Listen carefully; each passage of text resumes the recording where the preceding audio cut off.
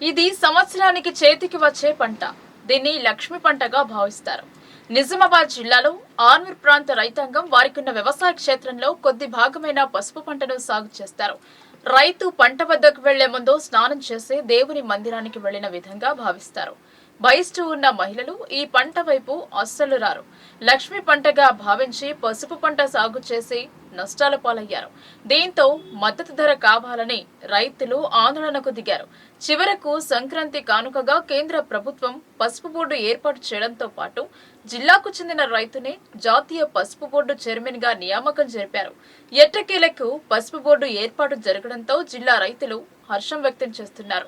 పసుపు బోర్డుపై local news ground report. 3 దశాబ్దాల కళ ఆర్మూర్ ప్రాంత రైతాంగం కళ. పలు రాజకీయ పార్టీలు రైతుల బలహీనతను ఆసరా చేసుకుని పసుపు బోర్డు ప్రకటనతో ప్రజలను మభ్యపెట్టారు. పసుపు బోర్డు ఏర్పాటు చేస్తామని హామీ ఇచ్చారు.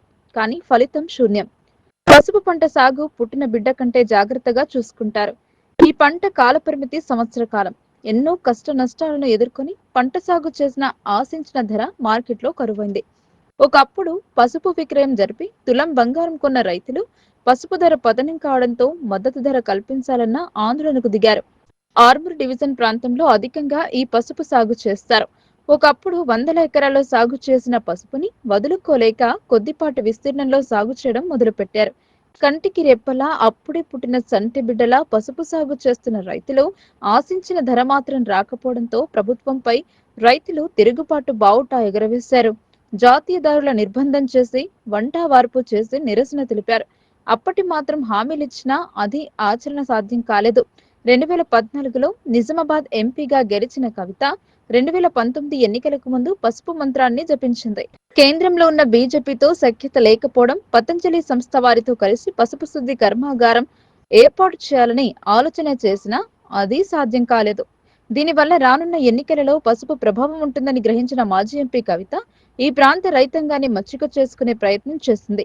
అదే సమయంలో 2019లో జరిగిన పార్లమెంట్ ఎన్నికల్లో బీజేపీ ఎంపీ అభ్యర్థిగా నిజామాబాద్ నుండి పోటీ చేసిన అరవింద్ గెలిచిన 5 రోజులలో పసుపు బోర్డు తీసుకువస్తానని బాండ్ పేపర్ రాసి రైతులకు హామీ ఇచ్చారు.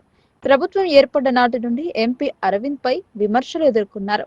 పసుపు బోర్డు బదులు స్పైస్ బోర్డు తెచ్చిన రైతులు సంతోషంగా కనిపించలేదు.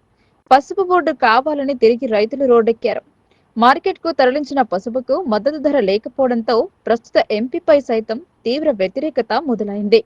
2019 ఎన్నికలలో ఎంపీ అరవింద్ తో పసుపు రైతులు 150 మంది వరకు పోటీలో నిలిచి పసుపు బోర్డు విశిష్టతను ప్రభుత్వానికి తెలిసేలా చేశారు. అరవింద్ రాసి ఇచ్చిన బాండ్ పేపర్ పై ప్రతిపక్షాలు విమర్శలు చేశారు. విమర్శకుల నోళ్లు మూపించేందుకు స్పైస్ బోర్డు తెచ్చిన రైతులు సంతోషంగా లేకపోవడం 2024లో జరిగిన పార్లమెంట్ ఎన్నికలను దృష్టిలో పెట్టుకుని ప్రచారం కోసం వచ్చిన ప్రధాని మోదీ పసుపు బోర్డు ప్రకటన చేశారు. అయినా దీనిపై ప్రతిపక్షాలు ఓట్ల రాజకీయం అంటూ కొట్టిపారేశారు. పసుపు బోర్డు పాలకవర్గం ప్రకటన లేకుండా పసుపు బోర్డు ఏర్పాటు చేస్తామంటే ఎలా అన్నారు. ప్రధాని హామీలో స్పష్టత లేదని అనేక మార్లు విమర్శలు చేశారు. మార్కెట్ యార్డుకు పసుపు తరలించిన రైతులు ధర అనుకూలంగా లేకపోవడంతో తరచూ ఎంపీ అరవింద్ రాసి ఇచ్చిన బాండ్ పేపర్ వ్యవహారాన్ని తెరపైకి తెచ్చారు. రెండోసారి అధికారంలోకి వచ్చిన ఎంపీ అరవింద్ పసుపు బోర్డు కోసం తీవ్రంగా శ్రమించారు. నియోజకవర్గ ప్రజల మెప్పు పొందేందుకు ఆయన కేంద్రంపై తీవ్ర ఒత్తిడి తెచ్చారు. చివరకు ప్రధాని ఇచ్చిన మాట ప్రకారం నిజామాబాద్ లో పసుపు బోర్డు ఏర్పాటు చేస్తున్నట్టు ఈ నెల 13 రాత్రి ప్రకటన వచ్చింది. బోర్డు చైర్మన్ గా నిజామాబాద్ జిల్లా అంకాపూర్ వాసి పల్లె గంగారెడ్డిని నియమిస్తూ ఉత్తర్వులు జారీ చేశారు.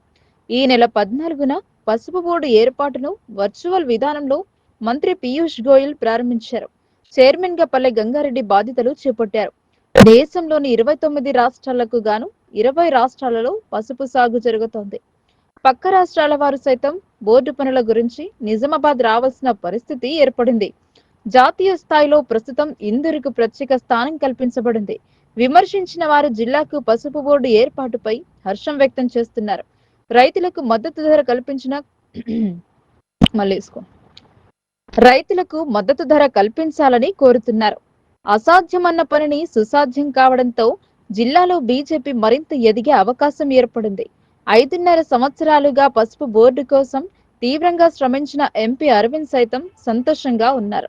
జిల్లా బీజేపీ శ్రేణులు కృతజ్ఞతలు తెలుపుతున్నారు. పసుపు బోర్డు హామీ నిజం కావడంతో రైతాంగం సైతం ఆనందం వ్యక్తం చేస్తున్నారు. కొంచెం ఆలస్యమైన బోర్డు రావడంపై జిల్లా రైతాంగం హర్షాతిరేకాలు వ్యక్తం చేస్తున్నారు. ఇది పసుపు పంట సాగు, దీని వెనుక ఉన్న పూర్తి సమాచార గ్రౌండ్ రిపోర్ట్.